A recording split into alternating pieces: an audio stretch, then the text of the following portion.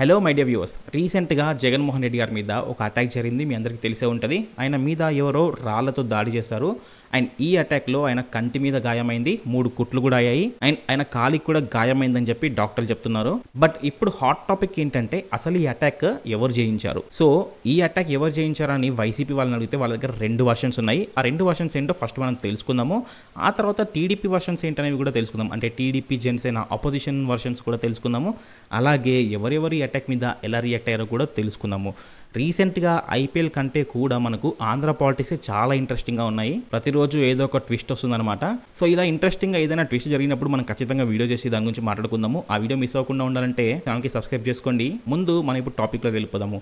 So YCP నేతలు ఏమంటున్నారంటే వాళ్ళ దగ్గర ఉన్న ఫస్ట్ వర్షన్ ఏంటంటే టీడీపీ జనసేన అంటే opposition parties YS Jaganmohan Reddy గారిని చంపించడానికి ఈ అటాక్ చేయించారు. బేసిక్గా ఇది ఒక అటాక్ కాదు, ప్రీ ప్లాన్డ్ మర్డర్ అటెంప్ట్ అని వాళ్ళు అనుకుంటున్నారు. ఇది ఫస్ట్ వర్షన్. ఇక సెకండ్ వర్షన్ ఏంటంటే ఈ వర్షన్లో పాస్ట్లో చంద్రబాబు నాయుడు గారు ఎన్టీఆర్ మీదకి చెప్పులు విసిరేయించి ఆయన కాన్ఫిడెన్స్ ని దెబ్బకొట్టారు. అండ్ అప్పుడు ఎన్టీఆర్ గారు ఎలక్షన్స్ ఓడిపోయారు. అలాంటి ప్రయత్నం ఇప్పుడు జగన్మోహన్ రెడ్డి గారి మీద కూడా చేస్తున్నారు. ఈయన కాన్ఫిడెన్స్ ని దెబ్బకొట్టడానికే ఇలా రాళ్లతో అటాక్ చేయించారని చెప్పి వైసీపీ నేతలది ఇంకో వర్షన్ అనమాట. సో ఇవి 2 వైసీపీ నేతల వర్షన్స్. ఇక టీడీపీ వాళ్ళు ఏమంటున్నారంటే ఈ అటాక్ కి మాకు అస్సలు సంబంధం లేదు, ఇది జగన్మోహన్ రెడ్డి సానుభూతి కోసం చేయించుకున్నాడు అని చెప్పి టీడీపీ నేతలు అంటున్నారు. ఇలా వైసీపీ నేతలు అండ్ టీడీపీ నేతలు ట్విట్టర్లో ఒక చిన్న సైజు వరల్డ్ వార్ స్టార్ట్ చేశారు. ఇది ఇలా ఉంటే మరొక సైడ్ పెద్ద పెద్ద పొలిటీషియన్స్ కూడా ట్విట్టర్లో ట్వీట్స్ చేసి వాళ్ళ ఒపీనియన్ని తెలియజేశారు. సో ఇప్పుడు మనము వాళ్ళ ట్వీట్స్ ఏంటో చదివి చూద్దాము. ముందుగా ఈ ఇన్సిడెంట్ మీద వైఎస్ షర్మిల గారు అలాగే చంద్రబాబు నాయుడు గారు రియాక్ట్ అయ్యారు. ముందుగా వైఎస్ షర్మిల గారు చాలా పెద్ద ట్వీట్ పెట్టారు. దాన్ని షార్ట్కట్లో చెప్తాను. ఈ ఇన్సిడెంట్ని నేను ఖండిస్తున్నాను, అలాగే ఇలా జరగడం చాలా బాధాకరం అని చెప్పి షర్మిల గారు రియాక్ట్ అయ్యారు. ఇక చంద్రబాబు నాయుడు గారు చాలా చిన్న ట్వీటే పెట్టారు, కానీ అందులో చాలా మీనింగ్ ఉంది. సో అదేంటో మనం ఇప్పుడు అర్థం చేసుకోవడానికి ట్రై చేద్దాము. ముఖ్యంగా చంద్రబాబు నాయుడు గారు ఫస్ట్ ఈ ఇన్సిడెంట్ని ఖండించారు. ఆ తర్వాత ఈ ఇన్సిడెంట్ మీద ఒక పార్షియాలిటీ లేని ఇన్వెస్టిగేషన్ చేయించాలి, అంటే ఎలాంటి పక్షపాతం లేకుండా ఒక ఇన్వెస్టిగేషన్ చేయించి ఆ తర్వాత నిందితులను పట్టుకొని వాళ్లకు సరైన శిక్ష విధించాలని చెప్పి ఆయన కోరారు. సో బేసిక్గా ఆయన ఇండైరెక్ట్గా ఏమంటున్నారంటే ఈ అటాక్కి మాకు ఎలాంటి సంబంధం లేదు, ఒక పార్షియాలిటీ లేని ఇన్వెస్టిగేషన్ చేయించి దోషులను పట్టుకొని మీరు శిక్షించుకోండి అని అంటున్నారు. సో ఇక్కడ మనం ఆలోచించాల్సింది ఏంటంటే ఈ ఇన్సిడెంట్కి మాకు ఎలాంటి సంబంధం లేదు అంటున్నారంటే ఖచ్చితంగా ఈ అటాక్ జగన్మోహన్ రెడ్డి చేయించుకున్నాడు అని చెప్పి నేను ఇండైరెక్ట్గా చెప్తున్నట్టు. సో ఇప్పుడు చంద్రబాబు నాయుడు గారు ఇండైరెక్ట్గా చెప్పారు, బట్ నారా లోకేష్ గారు మాత్రం డైరెక్ట్గా ఒక మీమ్ పోస్ట్ చేసి ఈ అటాక్ జగన్మోహన్ రెడ్డి చేయించుకున్నాడు అన్నట్టుగా చెప్పారు. ఆ మీమ్ నేను ఇటు పక్కన పోస్ట్ చేస్తాను చూడండి. ఈ మీమ్లో మనకు 2019 అలాగే 2024 అని చెప్పి 2 ఫోటోలు పెట్టారు.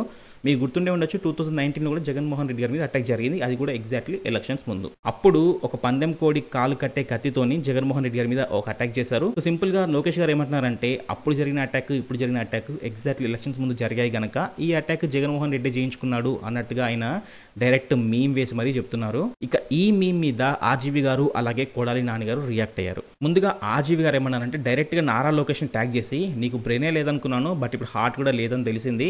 ఎవరైనా ఇలాంటి ఇన్సిడెంట్ ని ప్లాన్ చేస్తారా? ఒకవేళ ప్లాన్ చేస్తే సరిగ్గా రాయి కంటి మీద తగిలేలా ఎవరైనా విసరగలుగుతారా?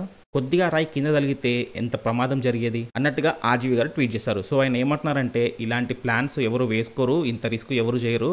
సో ఇది ఒక ప్లాన్డ్ అటాక్ కాదు, ఎవరు కావాలని అటాక్ చేయించారు అని చెప్పి ఆర్జీవి గారు అంటున్నారు. అండ్ ఈ ట్వీట్ లో డైరెక్ట్ లోకేష్ గారిని ట్యాగ్ చేశారు. ఆ తర్వాత కొడాలి నాని గారు ట్వీట్ కాదు కానీ డైరెక్ట్ ఒక వీడియోని పోస్ట్ చేశారు. ఈ వీడియోలో ఆయన చాలా కాంట్రవర్షియల్ థింగ్స్ మాట్లాడారు. అదేంటంటే ముందుగా చంద్రబాబు నాయుడు గారి మీద ఒక అలిపిరి బ్లాస్ట్ జరిగింది. మీకు ఆ ఇన్సిడెంట్ తెలుసో లేదో ఒకవేళ తెలియకపోతే సింపుల్ గా చెప్తాను. అప్పుడు కూడా ఎలక్షన్స్ ముందు తిరుపతి వెళ్తున్నప్పుడు చంద్రబాబు నాయుడు గారి కార్ కింద అలిపిరి దగ్గర బాంబు పెట్టారు. అండ్ ఆ బాంబు బ్లాస్ట్ అయ్యి చంద్రబాబు నాయుడు గారి కారు ఆల్మోస్ట్ 18 feet పైకి లేసి కింద పడింది. ఈ అటాక్ లో చంద్రబాబు నాయుడు గారికి పెద్దగా గాయాలు అవ్వలేదు, చిన్న కట్స్ మాత్రమే అయ్యాయి. అయితే కొడాలి నాని గారు ఈ అటాక్ చంద్రబాబు నాయుడు చేయించుకున్నాడు, అంత పెద్ద అటాక్ చేయిస్తే కేవలం 47 సీట్లు మాత్రమే వచ్చాయి. ఇప్పుడు జగన్మోహన్ రెడ్డి చిన్న రాయితో ఒక అటాక్ చేయించుకుంటే ఎలక్షన్స్ గెలిచేస్తాడా? ఆయన ఇలా సొంతంగా అటాక్ చేయించుకునే బుద్ధి టీడీపీ లీడర్కి ఉన్నట్టు మా వైసీపీ లీడర్కి లేదు, అంటే చంద్రబాబు నాయుడు గారికి ఉన్నట్టు జగన్మోహన్ రెడ్డి గారికి లేదు అన్నట్టుగా నాని గారు మాట్లాడారు. నాని గారు ఇలా మాట్లాడడానికి కారణం ఏంటంటే ఆయన కూడా వైసీపీ పార్టీ మెంబర్ కాబట్టి. ఇక ఈ ఓవరాల్ ఇన్సిడెంట్ లో బాగా ఎఫెక్ట్ అయ్యేది ఎవరో తెలుసా?